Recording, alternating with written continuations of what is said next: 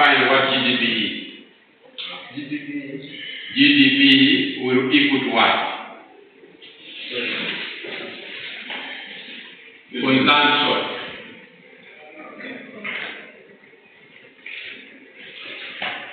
This sources the many items we consume. Now, this consumption is by us. At the national level, it's you and me. All of us Malawians and Malawians in Malawi will consume whatever has been made in Malawi. Whatever has been made in Malawi will be consumed by us. All of us who are living in Malawi. Private. Secondly, government also buys. Because government will also go and buy cement. Okay? Government also consumes. Okay? So we'll put G. G for government consumption. So the first C is for citizens. Yes, private sector. Okay? Never mind, don't just ignore it. Okay? Now, that answer I wanted usunga. Zina city ya. Agoma aja, ifera antajako, zina usunga. So that is inventory or investment.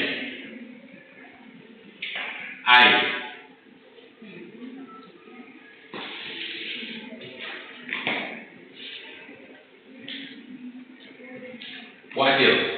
Somebody said Timagulisa. When we talk about Malawi, when we say Malawi sales, it means we're exporting, right? Tugulisa kumaiwena. Zinzweza magabuno. Tugulisa kumaiwena. So, price. Export.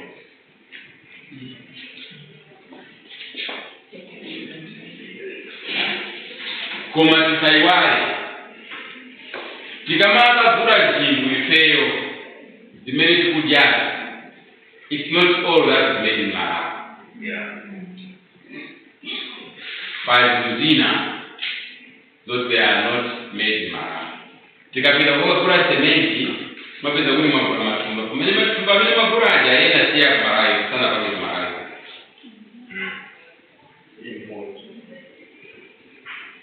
So tichokere kwa peno uli diwone uli nzamara kwa tokati tuwetu kufuna minus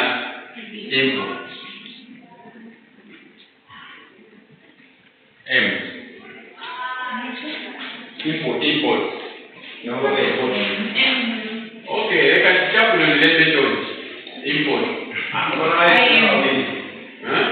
IMP but Kaya. Import. I think. Okay? Yes, sir.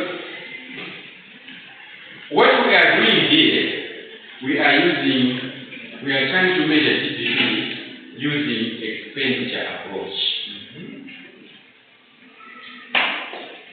or consumption. We are saying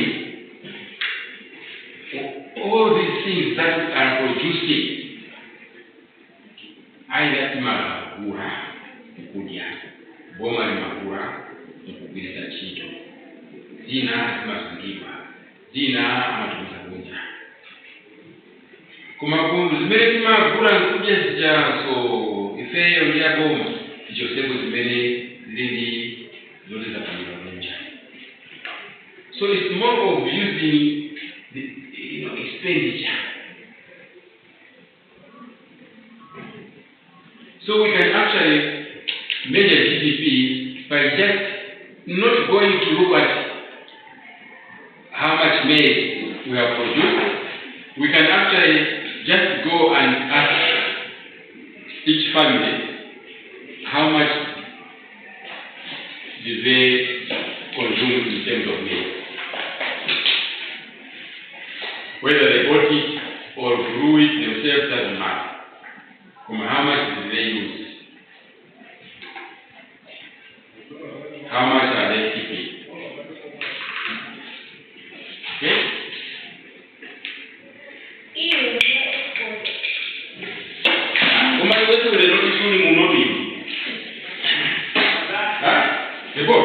You're not thinking. You will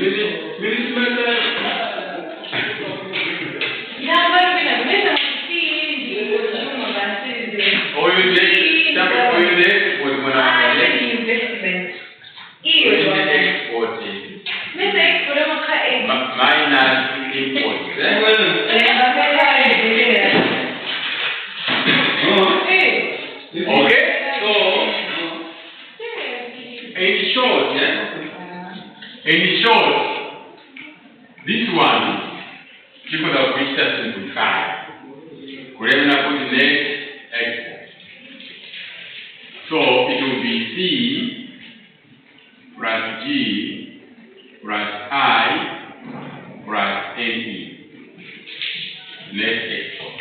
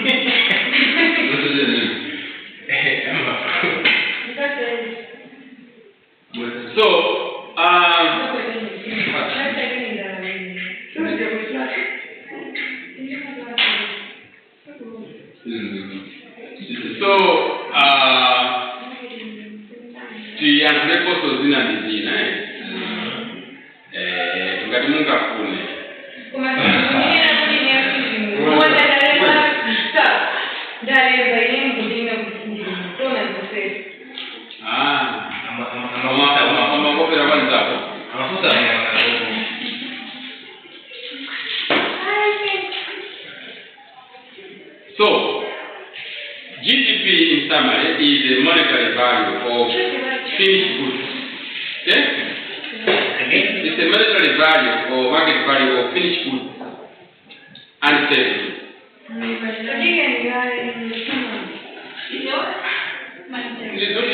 Usted summarize this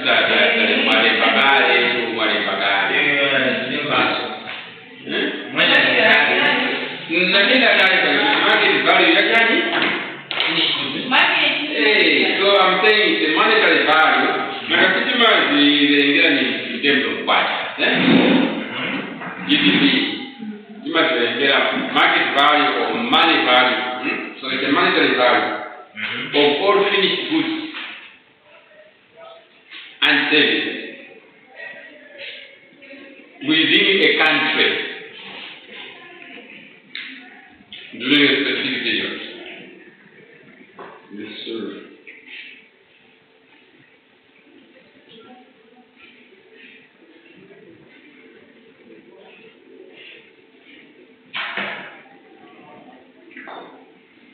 So it is, this concept is important.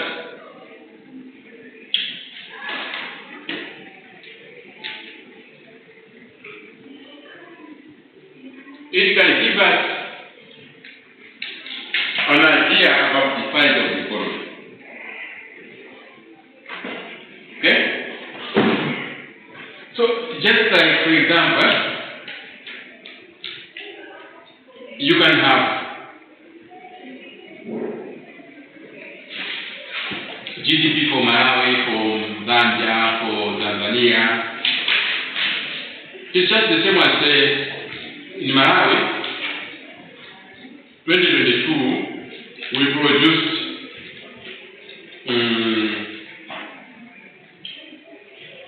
10 million bags of cement, of maize. Okay, 10 million bags of cement. We may put it in dollar terms or whatever. And then, because in Tanzania, they produce 200 million. You produce 10 million, and you thought you have produced a lot of maize. And then you hear a figure from another country which says 200 million. Now you have an idea about the size of your economy.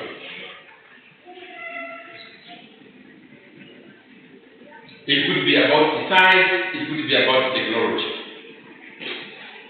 Because if you are producing 10 million bags a year, and another neighboring country is producing 200 million, it's either they have a lot of land, or just that they have capacity to produce so much. Okay? Yeah, well, it gives you some understanding about the size, about activity. So economists use these things to learn about the size of the economy, about the economic activity. How busy are you? Okay? It's just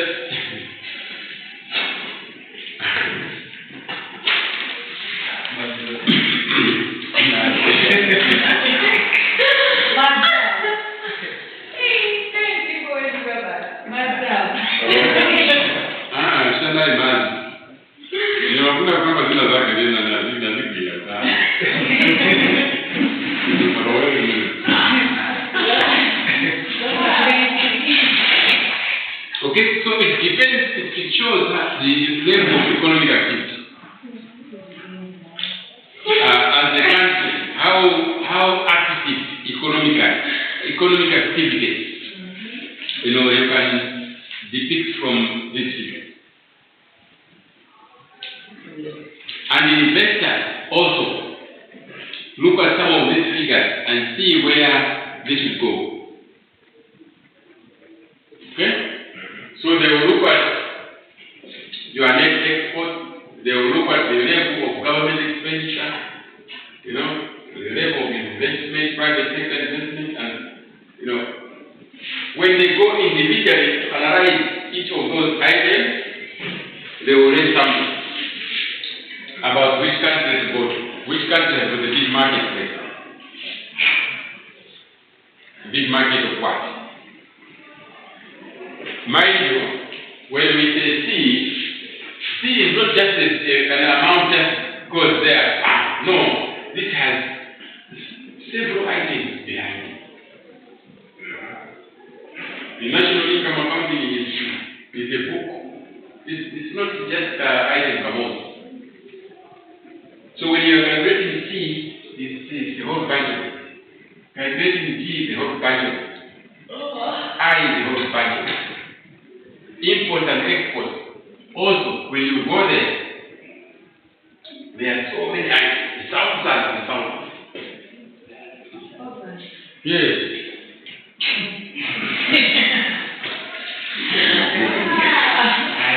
Thousands and thousands and thousands. Thousands. It's like that. Oh, just like you say South Africa.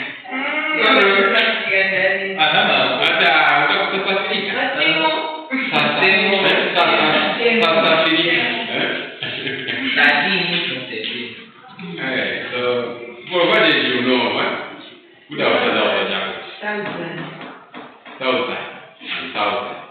No?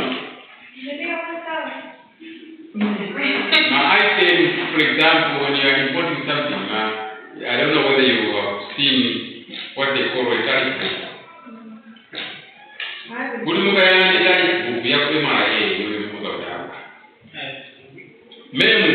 It's a tariff book is huge.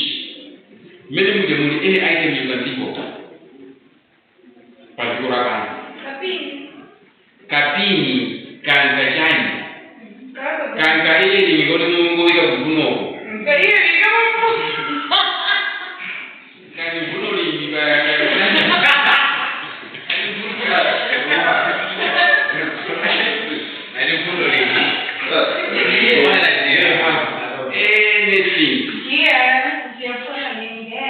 They have anything.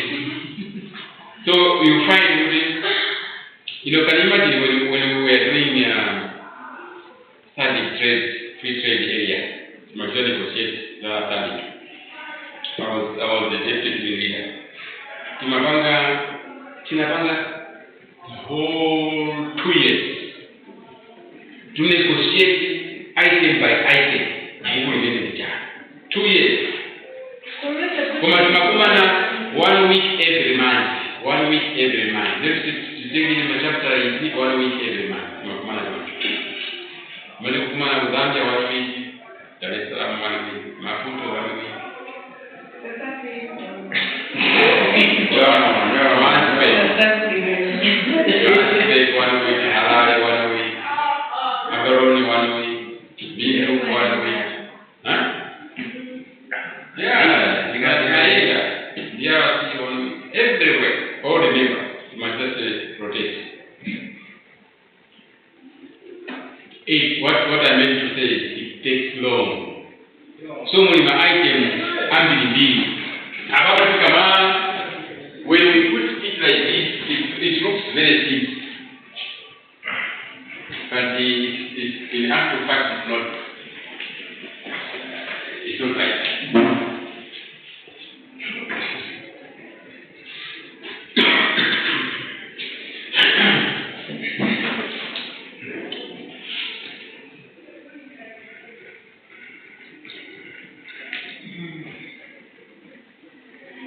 So, about the market value.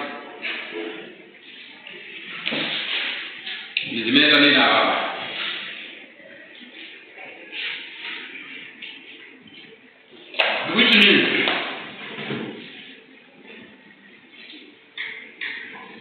we should be mindful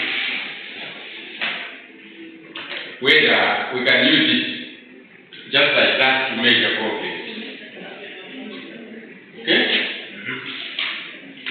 To measure progress. So, in most cases, you will find that they will tell you when you look at this figure. So, it's either they will say market value or nominal.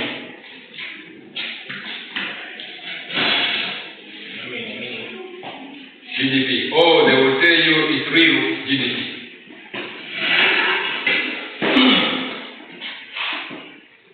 Basically, they are worried about inflation.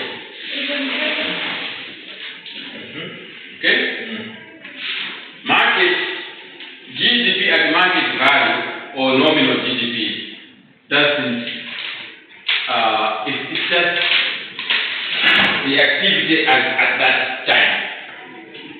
So 2022, Tinabaga, we had so much maize, and this was told us this value.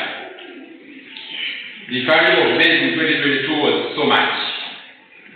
That's just normal market value. But because GDP figures are also used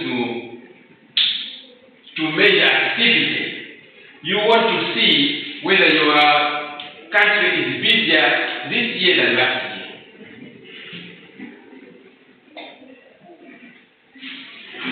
Is there some progress? So, if you are using market or nominal, what will happen is sometimes that 2021 you produce 10,000 bags, valued at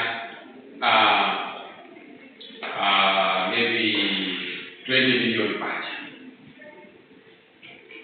2022 you produce 10,000 bags. Only that in 2022 it was valued at 30 million. All because of just prices. Okay? It doesn't show that we were busier in 2022 than 2021. Okay?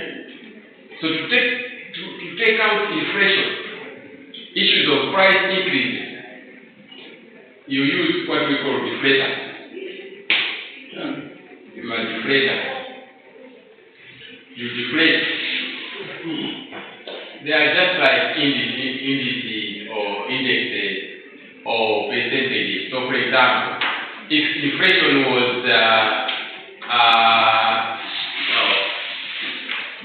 inflation rate was 5%, you might want to deflate your figures by 0.05. So your deflator will be 0.05. So whatever figure you have, you deflate it. Okay?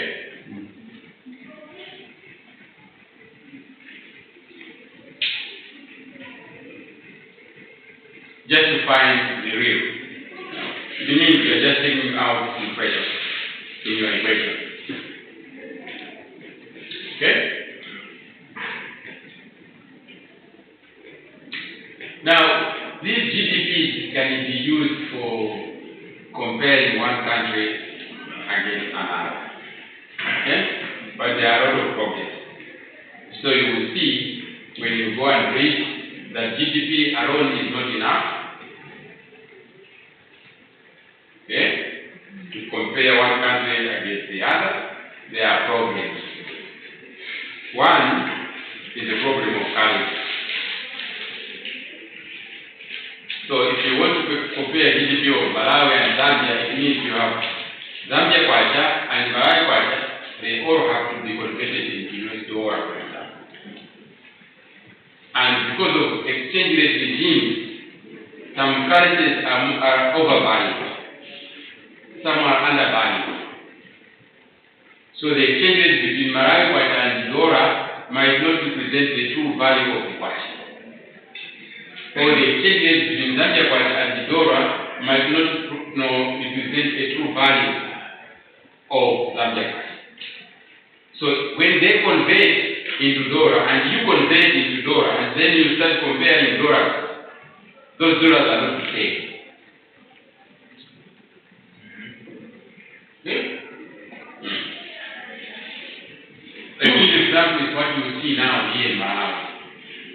You go to the bank, you will sell your dollar at 1,126. 1,126.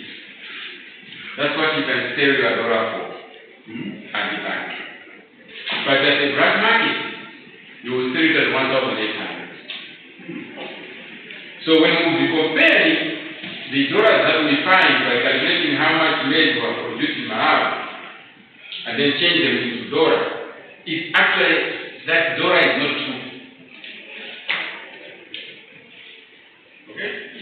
It's a too strong dollar than it should be. Or too strong quarter than it should be. Yeah, too strong quarter than it should be. The dollar is weak, yeah. That's what it comes out. Because the official exchange is 1,126. The black market is 1.8, 1,800. So it means the official rate, the quarter is looked at as strong when it is actually very weak. Okay? So if you are to change to be comparing this official data from Malawi and Zambia, even though they all converted into dollars so that for ease of comparison, you will still not compare in same dollars. Okay? Now, the other issue is GDP is telling us the level of activity, how busy we are as Malawians. How much do we have? This is what we look at, because that's what GDP is talking about. How much have we produced? How rich are we? So the higher the GDP, the bigger the economy, the better the economy. And if this GDP is growing, we say we have economic growth. When we are growing, GDP is moving from 200 to 400 to 600 to 1,000 to 10,000. Over the years, we say we are growing. There is economic progress. There is economic growth. That's what we say. Now, it might be difficult to compare this growth to the growth in Zambia. Okay?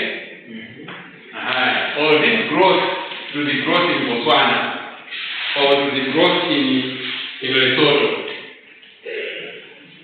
So we might say, okay, GDP of Malawi, even if we just take the absolute figure, we can say GDP of Malawi is $12 billion. Okay? And then look at the GDP of Lesotho is $10 billion.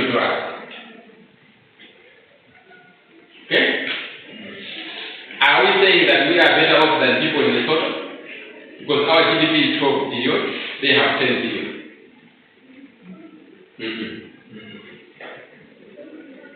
So maybe debate. Why? Because the number of people living in Lesotho is not the same as the number of people living in Malawi. Okay? So maybe we should be talking about GDP per capita, per person. So we take that $10 billion for Lesotho divided by the population of Lesotho. You will find that Lesotho has maybe 1.7 million people. It's cheap. Okay? And then Malawi, you say, okay, Malawi GDP is 12 billion but in the dollars, but divided by 19 million. So you find the GDP per capita, which will now measure 2.2 million. 2.2, yeah. Can you Google GDP? Malawi and Lesotho. We can do something, right in class here and see what we are arguing about here is true. Just boasting about the amount of GDP we have. 22. 23 you guys are estimated. Even 22 you find it will also be an estimate.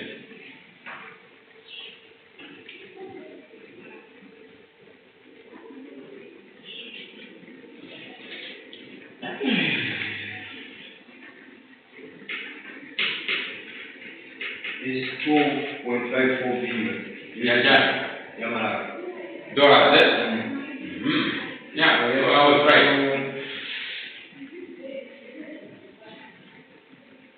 12 was that? You were about 12 divided by 19. 12 billion. Divided by 19 million. 4 billion, 3 million. Nature is a mountain guy, way. What are the guys from about the particular time? It's only 19 million. They would material people. So, no, billion which are not going to majority. We know what's the majority, but divided the remaining number. The other total is 2.55 billion. 2.5 billion. Dollar. Yes, I'm bring billion, 4 billion.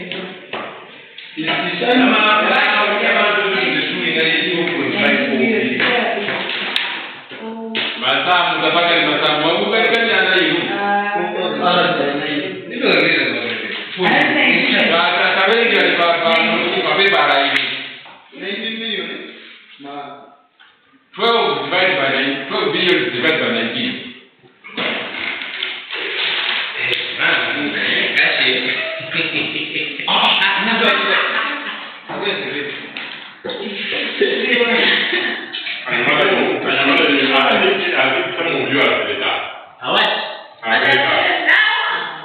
You're going to receive 3.18 billion. Billion. So it's 6. So 19, 63. 19. 19 Divided by 12,000. Yeah. 12,000 divided by 19. Yeah. What is It's that? 6 is 1.6. So let's also ask this one. 3.1. Okay. Let's also imagine the 2.5 billion. 2 billion 500,000. GDP? 2 billion 500 billion. 2 billion 5 million. 2 billion 5 million. 2.5 billion. Yes, 2 billion 5 million. They go to 2.5 billion. After the people. Yeah?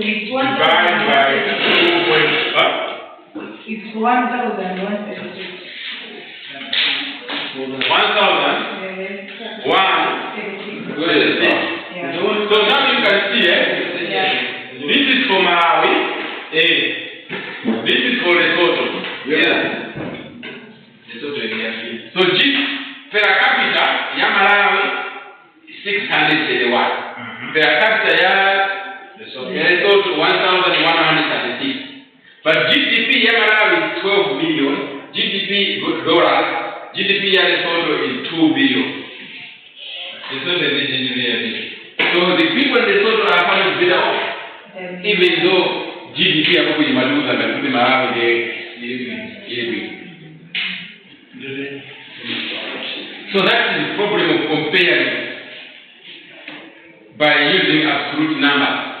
So maybe the best thing is to use per capita GDP. Okay?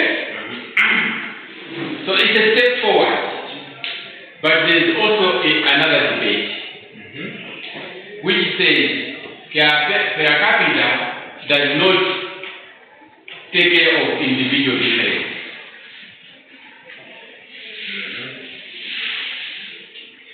Sizona kuti chifukwa choti per capita ya Lesotho is so high, it means every person in Lesotho is doing well. A lot of people in Lesotho are doing well. Because there could be a lot of inequality. There could be quite a few people who are very rich. You know, you can have a country where just two people are extremely rich. So, for example, if you go to Saudi Arabia or UAE, Dubai, you find the rulers, they have those kings and the princes. They have half of the money of that country. It is their hands. Okay? So they are super rich, and then there are so many people who are poor on the other side. So GDP per capita also has problems. So some people, some economists will say, let's look at the inequality figures. Once you arrive at comparing per capita, you should also go deeper and find the inequalities in the various countries. So you have to look at what they call the Gini coefficient. Okay? I think you have heard of the Gini coefficient, which measures inequality between the rich and poor in each country. Gini, like Gini,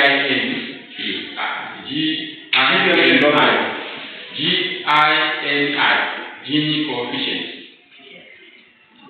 If you Google, you will find it. For Malawi, for whatever, and you will find the countries where the inequality is that way. So you can find the best in the world and the best in the world. You know, by looking at the Gini coefficients of different countries, it measures inequality. So there are these debates you can go even deeper and deeper, looking at using GDP as a measure, what problems it has. Okay?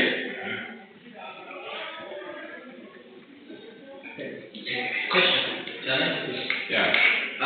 When the GDP is the output of non-citizen plus the one of GNP. The GNP. Yeah. Yeah. So let's take now the GNP is high. One of the young is non-citizens. Can we say the country is doing good even as it's bad?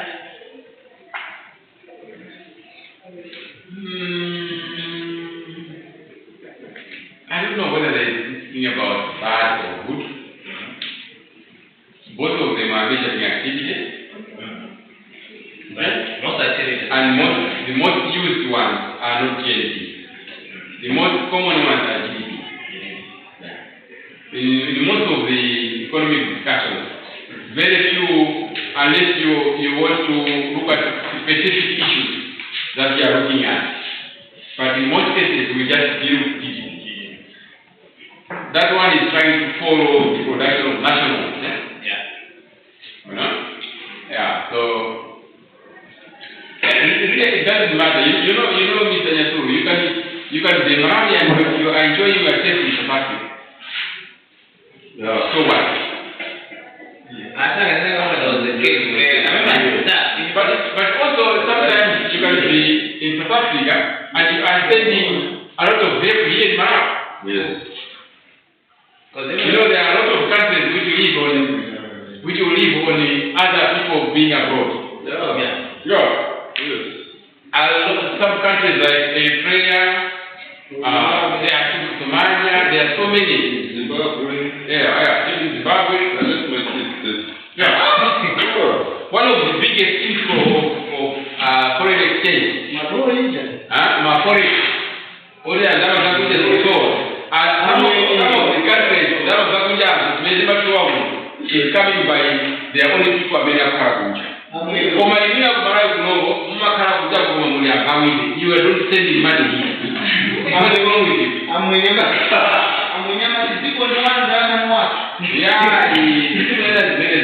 you all just have to the wow.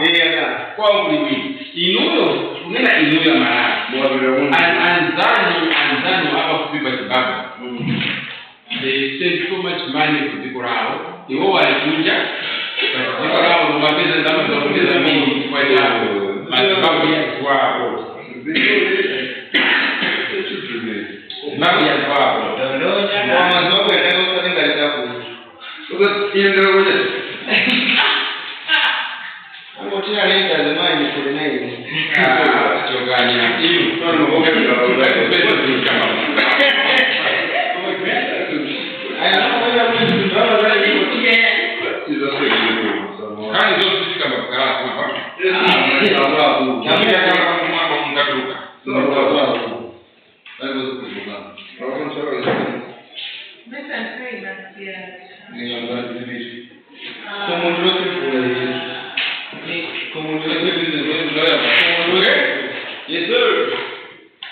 So there are other aspects about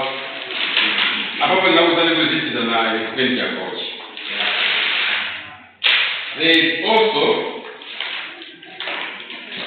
There are about 3 ways of measuring GDP.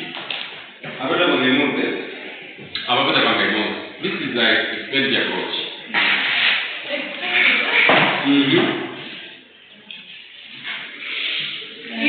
This is similar to expenditure approach.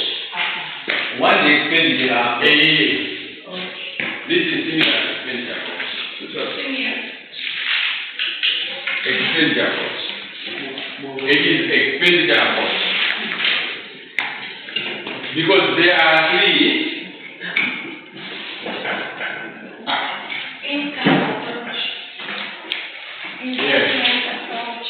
Expenditure approach.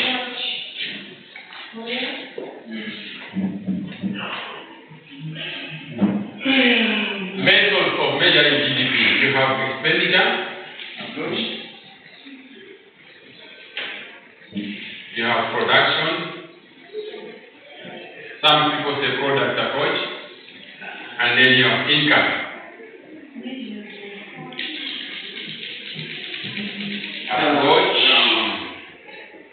Approach.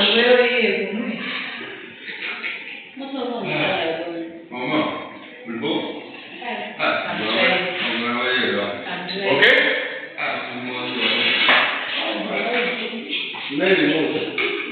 The product approach or production approach looks at only the final, measuring the value of the final product. Finished product. That's the product or production approach. So, you look at bread and say, in Malawi we have produced 100 million loaves of bread this year. Weight so much. Bread is 1,500. So 100 million loaves of bread, 1,500 bread value market. And then you go on. That's the product approach or production approach. Expenditure approach, you are looking at the expenditure. How much did you buy or whatever? Then we have the income approach. What is important is expenditure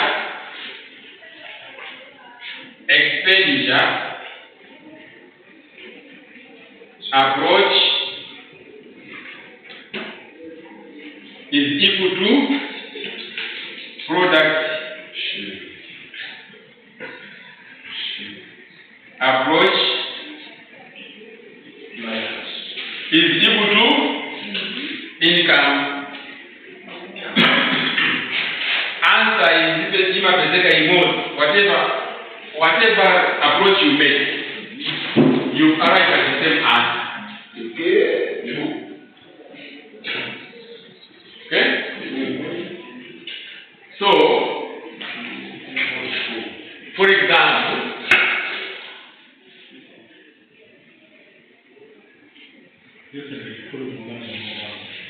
bread is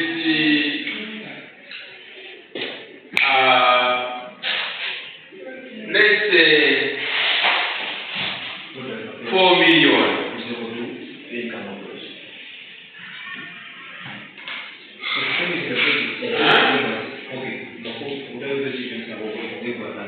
Mwangopeza 4 million. Mukrize income approach imayabira on factors of production. How much, what do they earn? Whatever the factors of production earn will equal to the final price of that commodity. Inudile kwa jage uje nitu maizo musimu koza mamako. Musimu koza mamako kutoka kwa dialelo sijasi.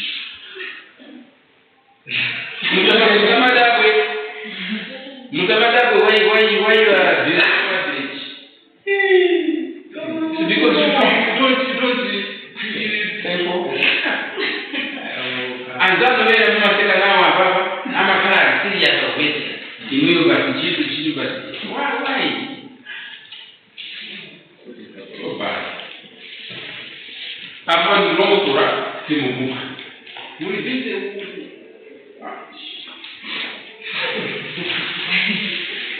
Income approach. We look at, for example, bread.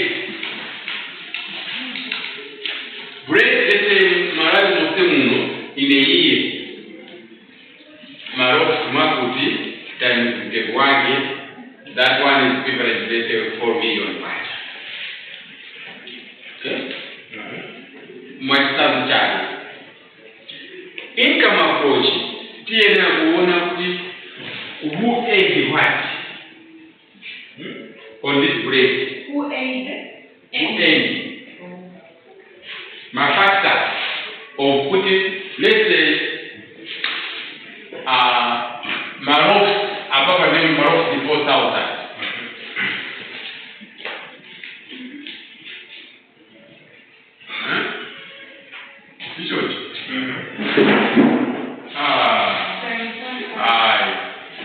Maroc is 4 million. Maroc is Kalija 2 million. Delta is 2,000. What is it? Or 2 what? 2,000.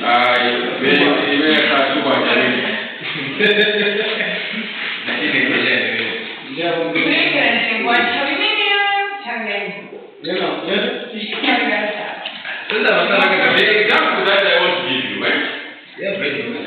is this. So, for example, for bread, Panali Kastigi, Panali Mila. Mila Natinga Tigi Jan Kuzaram Mila. So that's the farmer. Yeah. So Mila, that farmer, he got seed, and a Munda. So Mundao has his range. Okay? So you have a farmer.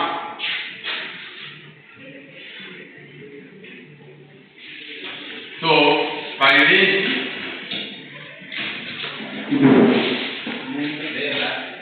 labor, and capital ilipo siliuziwa, enterprise kaya. Okay? Then, by farmer, another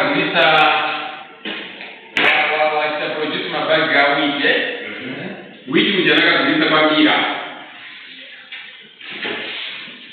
What you got? Yeah. Na yeso kaya banani lesi. Banani leba. Banani kapto. Banani japa. Oyuyu wagaita upa uja is going to a baker. Lesi labor capital enterprise. Huyu wa beka anaka kulisa kwa wholesaler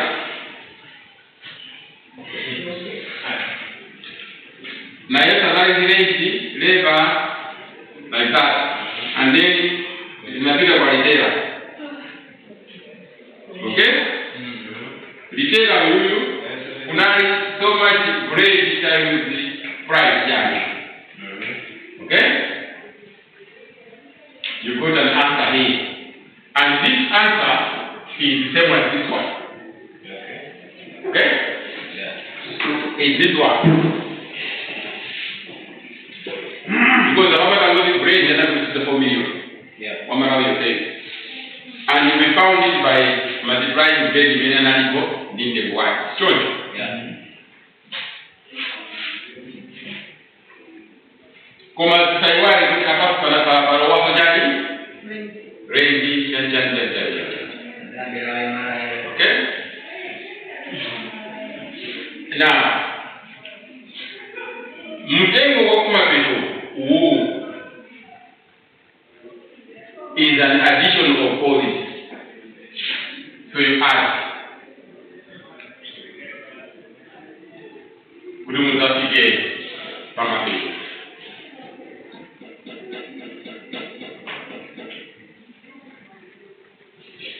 In the north, for example, ya jiji, muiverenge bilubino muona kuti izona imati. Where manosiano ena minimum, you are comparing expenditure and income approach. Why should they always be equal to each other? And there's a very good demonstration. You will be with the because farmer will carry cutting whatever, you find good in a standard in our home. For interest rate for capital interest for zero. For rate for zero. Luna for the Canada, and then you go on and on and on and on. You find yes, I must charge interest as profit. And yes, profit is embedded as it goes to the next stage. But stage zero is yes, profit. I say labor, I say deputy, price, profit, Mabilwagi, selling price charge. So the one who is selling Ufa, I got a profit card saying that Ufa was baker. Baker, na yesu alipira renti, chan, price profit. Break ya, yipira kwa wholesale. Wholesale na yesu handling charges, renti, chan, I got a profit card, it goes to there. Wakashika kwa mapeto penny for 47 abade bread is now going to the consumer. That is the quality drugs. You find if you add those things up, you never any to cut. You exactly the final price. Any factors of production, if you add easily with the reduction, if you add easily you will see Zuma add exactly equal to power value. I just profit like a Jabokari very low. I at 6 stage by profit, calculated in. And that's what makes the final price of any product. The final price is determined by any income, be it land, labor, capital, or enterprise. So that's why expenditure approach is the same as income approach. So see this here now. And even in an exam, if you have been given the figure, you can calculate both approaches and you will find the same answer.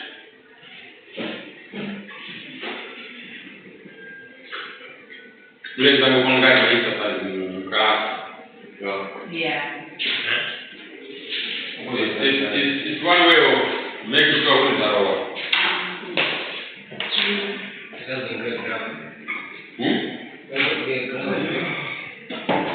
Kumasi, ile maana garuti mafuso where you are asked to calculate it, the outcome of the topic. Why do you know what you are doing? Hapa kala easy yule, naona unasema kala easy.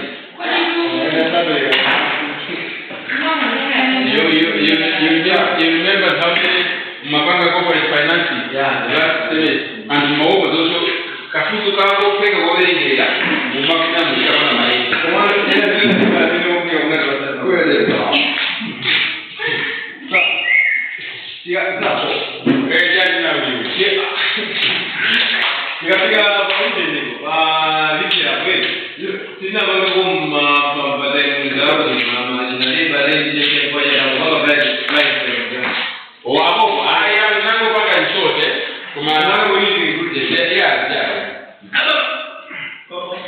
I